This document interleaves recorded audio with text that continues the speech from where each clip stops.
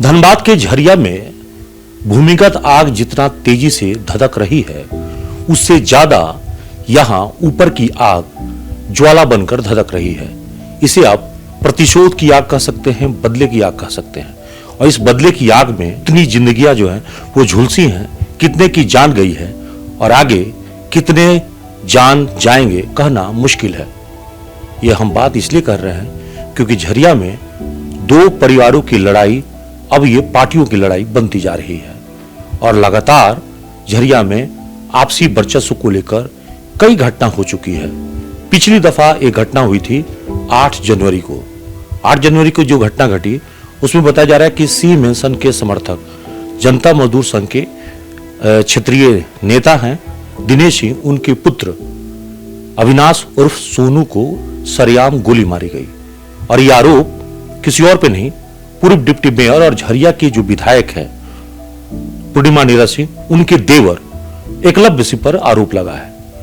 मामला बहुत ही गंभीर है, लेकिन अगर धनबाद के सिंदरी अनुमंडल की पुलिस की बात करें तो इस मामले में अभी तक कोई कार्रवाई नहीं की गई है।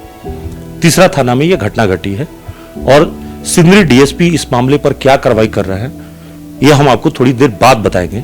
पहले जो पीड़ित परिवार है वो आज न्यूज एनपी के कैमरे के सामने है। हम पूरे मामले पर तफसीस उन्हीं से करते हैं कि घटना कैसे हुई और इस घटना का मूल कारण क्या है। हम चर्चा करते हैं पहले जो पीड़ित अविनाश है, उनके पिता दिनेश सिंह, उनके भाई हैं, उनके माताजी हैं, उनसे हम बातचीत करते हैं। सर, पहले तो हम आपसे जानना चाहेंगे घटना कैसे हुई, कब हुई और इस घटना के पीछे क्यों हुई। ये भी एक सवाल है क्योंकि आप जनता मजदूर संघ कुंती गुट से जुड़े हुए हैं, तो ये बात जो है दूसरे को नागवार गुजर रहा है। ये हम शुरू से ही कुंती गुट में हैं। इनका एकलव्य सिंह का परिवार से इनसे बहुत पहले से दबाव आ रहा था कि आप तो पहले तो कोई गुट था नहीं, पहले तो एक ही था सूर्यदेव बाबू का, बस एक मात्र। उसके बाद बच्चा बाबू एक बनाए यूनियन जनता मजदूर संघ ही वो भी है। ये कुंती गुट हुआ, वो बच्चा गुट हुआ। तो हम कुंती गुट में शुरू से ही जब थे तो अभी तक थे। ये दबाव होता कि हमारे में चलाइए। इसके लिए हम बोले कि हम भाई जहाँ पर हैं वहाँ पर रहने दीजिए, 2-4 साल नौकरी है। क्या बाप नहीं मानेगा तो बेटा को गोली मार दी जाएगी। अब तो यही ना हो रहा है, देखिए सामने है। उनसे हमारी कोई अदावत नहीं, कोई बकझक भी हमारे साथ नहीं हुई है आज तक, ना हमारे लड़कों के साथ हुई है। ये क्यों ऐसा हमारे साथ किए, अब तो भगवान यहाँ कर मालिक है। अच्छा, पुलिस क्या कर रही है यहाँ पे? पुलिस एकदम निष्क्रिय है। थाना प्रभारी 8 दिन के बाद एक दिन आए थे, उसके बाद कोई हमसे कोई भेंट मुलाकात नहीं है, ना पूछने आए। सिंदरी डीएसपी की क्या भूमिका है? सिंदरी डीएसपी के ही कहने पर ही हमारे थानेदार चल रहे हैं। वो थानेदार बोलबो किए कि ऊपर वरीय अधिकारी का कुछ मिलेगा तो हम छानबीन करेंगे। सिंदरी डीएसपी तो हवा भी उड़ा रहे हैं। क्या हवा में उड़ा रहे? हवा उड़ा रहे हैं कि अरे 70-75 हो जाएगा, किलो मिल जाएगा, मैंने समझौता हो जाएगा। लेकिन ये मरते दम तक नहीं करेंगे। ये भरम में पड़े हुए हैं। हमारे लड़का को गोली मार देंगे, हम उनसे समझौता करने जाएंगे। अच्छा, यहाँ पे सिंदरी में जब भी हम देख रहे हैं लगातार, तो आए दिन जो है पारिवारिक लड़ाई जो है अब धीरे धीरे ये पार्टियों की लड़ाई बनती जा रही है। वजह क्या है? वजह हम क्या बताएं। वजह तो मजदूर के लिए ही हो रहा है कि हमारे साथ ज्यादा से ज्यादा लोग रहे और इसके पीछे उन लोग को रंगदारी है। अब विशेष हम क्या कहें इस पर। लेकिन खून तो सबसे ज्यादा बाबू साहब लोगों का बह रहा है। देखिए उसका उदाहरण तो हम आइए, विशेष क्या कहें। मोनू जी, आप बताएं, चूंकि केस आपने दर्ज कराया है प्राथमिकी, आपने केस में पूर्व डिप्टी मेयर एकलव्य का नाम दिया है, तो क्या घटना के दौरान वो मौजूद थे? क्योंकि गाड़ी हम चला रहे थे तो साफ साफ हम देख सकते थे कि एकलव्य सिंह गाड़ी के अगले सीट से उतरे और उन्होंने मेरे भाई को जान मारने के दृष्टि से, नियत से निशाना लगा के मेरे भाई पर गोली चलाए हैं। हमारा कभी उनसे कोई बातचीत नहीं, कोई मनमुटाव नहीं, कभी हमारा उनसे मिलना जुलना तक नहीं। आप क्या करते हैं? हम सिंदरी प्लांट में क्वालिटी डिपार्टमेंट में हैं। और बड़े भाई आपके सोनू क्या करते हैं? बड़े भाई का मेरा काम धंधा है, ठेकेदारी है और डीओ वगैरह लगाते हैं कोयला के। तो ये कोयला का झगड़ा था? नहीं, कोयला का झगड़ा नहीं था। उन लोग का आपसी रंजिश है उसमें हम लोग पीस रहे हैं। हम लोग किसी काम से झरिया जा रहे थे और हमारे पूर्व में भी हमारे भाई को धमकी दिया गया था कि आप हमारे यूनियन में चले आओ, नहीं तो आपको बुरा अंजाम भुगतना पड़ सकता है आगे चल के। हाँ, तो बात नहीं मानने की वजह से बात नहीं मानने की वजह से ही ये सब किया गया होगा। कहीं ऐसा तो नहीं कि कोयला में रंगदारी को लेकर बातें हो रही हो, या उसमें वर्चस्व को लेकर हो, या कोयला के कारोबार को लेकर कुछ बातें? कोयला का कारोबारी तो हम लोग हैं ही नहीं। हम लोग तो सब एक नंबर काम करने वाले लोग हैं। हमारा वर्चस्व से क्या लेना देना, और उनका रंगबाजी से हमारा क्या लेना देना है।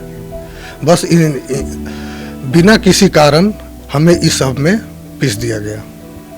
हाँ, तो मतलब डिप्टी में गोली चलाने वालों में आपने ठीक से देखा कि वही थे या कोई और था? गाड़ी क्योंकि हम ही चला रहे थे तो हम सामने से अच्छे से देखे हैं, क्योंकि गाड़ी का हेडलाइट ऑन था, उधर से भी गाड़ियों का हेडलाइट ऑन था। वो लोग काफिले में थे, 4-5 गाड़ियों के काफिले में। तो हम अच्छे से देख पा रहे थे कि एकलव्य सिंह अपने गाड़ी के आगे वाली सीट से उतरे और बिना कुछ बात किए डायरेक्ट मेरे भाई पर फायर कर दिया। और कौन कौन था उनके साथ? उनके साथ राजू खान, सत्यम रिठोलिया और भी अज्ञात अन्य लोग थे जिनको हम पहचान नहीं पाए, नाम नहीं जानते हैं उनका।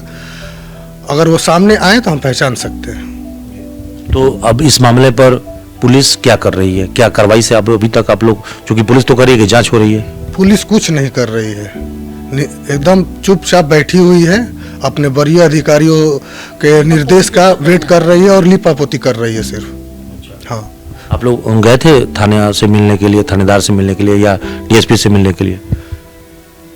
चूंकि हम लोग हॉस्पिटल के चक्कर में हैं और अपने पेशेंट को बचाने के लिए हम लोग हर प्रयास कर रहे हैं, सो हमारे पास तो अभी उतना टाइम नहीं है कि हम डीएसपी के पास, सर के पास चले जाएं। लेकिन थानेदार सर से हमारा एक बार मुलाकात हुआ। हमने उनसे काफ़ी विनती भी किया है कि सर इस केस का प्रोग्रेस रिपोर्ट क्या है। वो कुछ भी बताने में असमर्थ है। अभी गोली कहाँ फंसी हुई है? चूंकि अब तो कोलकाता में उनका इलाज चल रहा है ना, सोनू का क्या पोजीशन है? पोजीशन काफ़ी गंभीर है। मेरा भाई वेंटिलेटर पर है और जिंदगी और मौत से जूझ रहा है। माता जी, बेटे की हालत के बारे में तो बता रहे हैं जैसा कि मोनू, अभी तक पुलिस की कार्रवाई से आपको लग रहा है कि न्याय मिल पाएगा? नहीं लग रहा, न्याय चाहिए हमको। तो क्या इसके पहले कभी ऐसा लगा कि आपके परिवार में किसी ने कहा हो कि आपके ऊपर एक दबाव है कि नहीं भाई आप? हाँ, सोनू बताए थे, सोनू एकलव्य सिंह किसी से खबर भिजवाया था कि रागिनी को छोड़ दीजिए, नहीं तो हम मार देंगे आप। बस इतनी सी बात के लिए कि आप उस दल को छोड़ के छोड़ने के लिए, कि रागिनी को छोड़ दीजिए, नहीं तो महंगा पड़ेगा, हम आपको मार देंगे। एकलव्य सिंह किसी से खबर भिजवाया था। बेटे की जिंदगी खतरे में, इसलिए महामृत्युंजय की जाप करा रही हैं आप? इस मामले को लेकर सर आप लोग बाबूलाल मरांडी जी से भी मिले, कल गवर्नर से भी मुलाकात हुई है रागिनी की, तो लग रहा है कि इसमें इंसाफ मिल पाएगा? अब तो हम लोग तो प्रयास कर रहे हैं, अब इंसाफ मिलना ना मिलना। अब तो कौन कौन बड़े नेता से आप लोग अपनी बात पहुंचाए? हम बाबूलाल मरांडी से मिले, पीएन सिंह से मिले, और रागिनी मैडम तो आते जाते रहती है। आज दीपक प्रकाश झारखंड प्रदेश अध्यक्ष भी खबर मिला है कि आने वाले हैं, उनसे भी अपना गुहार लगाएंगे कि हमको इंसाफ मिले। तो देखिए, अभी आपने तीनों की बात सुना, जैसा कि दिनेश जी बता रहे थे, जो सोनू है उनके भाई मोनू बता रहे थे, और उनकी माता श्री बता रही हैं कि फिलहाल इस मामले में पुलिस कोई कार्रवाई नहीं कर रही है। आपको ताज़ा तफसीस बता दें कि इस मामले में न्यूज़ एएनपी ने अपनी ओर से धनबाद के सिंदरी डीएसपी अभिषेक कुमार को फोन किया था और इस मामले में उनका पक्ष भी जानना चाहा। तो उन्होंने कहा कि ये मामला पुराना हो चुका है, कोई नया मामले पर पूछिए, कोई नया मामले की जानकारी होगी तो हम बताएंगे। और उन्होंने कहा कि इस मामले में जांच चल रही है, यानी अविनाश वाले मामले में पुलिस का कहना है कि जांच जारी है। सीसीटीवी फुटेज भी खंगाला गया है, पुलिस को अब तक क्या मिला है कुछ भी नहीं बताया जा रहा है। दूसरी तरफ एक और वारदात जो है वो श्रीनगर के पास में गुलगुलिया बस्ती के पास हुई है, जहां पे एक व्यक्ति की जान चली गई है। वो घटना भी दरअसल कहा जा रहा है कि सी मेंसन और रघुकुल समर्थक के बीच हुई थी, जिसमें आधा दर्जन से अधिक लोग घायल हुए और एक की जान गई। सवाल इसलिए उठ रहा है कि खास करके सिंदरी के पुलिस अनुमंडल क्षेत्र में घटना क्यों हो रही है। पिछली बार भौरा थानेदार के पास भौरा थानेदार शिकार हुए। इसके बाद आपको याद होगा कि हर्ल में पदाधिकारी पे गोली चली और झरिया में लगातार वारदात हो रहे हैं और दोनों की पारिवारिक लड़ाई अब ये पार्टी की लड़ाई बनती जा रही है। यानी एक तरफ भाजपा, दूसरी तरफ कांग्रेस की लड़ाई बताई जा रही है। लेकिन इसमें शिकार जो हो रहे हैं वो बेगुनाह हो रहे हैं और ये सब इसलिए हो रहा है क्योंकि धनबाद के सिंदरी झरिया की पुलिस यहां पर वो निष्पक्ष होकर कोई कार्रवाई नहीं कर रही है। और जब पुलिस निष्पक्ष नहीं रहती है, सत्ता के पक्ष के हिसाब से एक्ट करती है, तो बेगुनाहों के जो है वो जान जाते हैं और ऐसे में इकबाल भी जो है वो कायम नहीं रह पाता। यही कारण है कि इस वक्त में सिंदरी के डीएसपी राजनीतिक तौर पर निशाने पे हैं और कई लोग उनके खिलाफ सवाल उठा रहे हैं। अब तो रागिनी सिंह ने बजाबते इस मामले पर उनके तबादले की मांग कर रही है। आप चाहें तो रागिनी सिंह ने जो हाल में बयान दिया था, आप उनके बयान को सुन लीजिए। 10 दिन पहले जो घटना हुई है, आप लोगों को बता देना चाहती हूँ कि जिंदगी और मौत के बीच वो लड़का जूझ रहा है और बकायदा FIR बाय नेम हुआ है, लेकिन अभी तक अरेस्टिंग नहीं हुआ। आखिर क्यों? अगर यही करतूत हमारे भाजपा के एक कोई लड़का किया रहता तो उसका ईंट से ईंट उखाड़ दिया गया रहता, लेकिन आज कांग्रेस के लोग हैं इसीलिए उसे संरक्षण दिया जा रहा है और इसमें सबसे ज्यादा हाथ है तो डीएसपी का। हमारे जनता का रक्षा नहीं करता है बल्कि आज के डेट में भक्षक बन गया है। और हमारे झरिया के एक एक जनता का आवाज है कि झरिया में ऐसे प्रशासन नहीं चाहिए जो रक्षा ना करे। और खास करके हम लोग सिंदरी डीएसपी का तबादला का मांग करते हैं। बहुत जल्द इसको लेकर हम लोग बहुत जोरदार धरना प्रदर्शन करेंगे अगर गिरफ्तारी नहीं हुई तो। फिलहाल यही कह सकते हैं कि अगर जो कुछ भी हो रहा है झरिया में, सिंदरी में, इन सभी के पीछे एकमात्र वजह सिर्फ यही है कि पुलिस निष्क्रिय है, वरना ऐसी घटना नहीं होती। सहयोगी निकुंज के साथ अभिषेक कुमार, न्यूज़ एएनपी, धनबाद।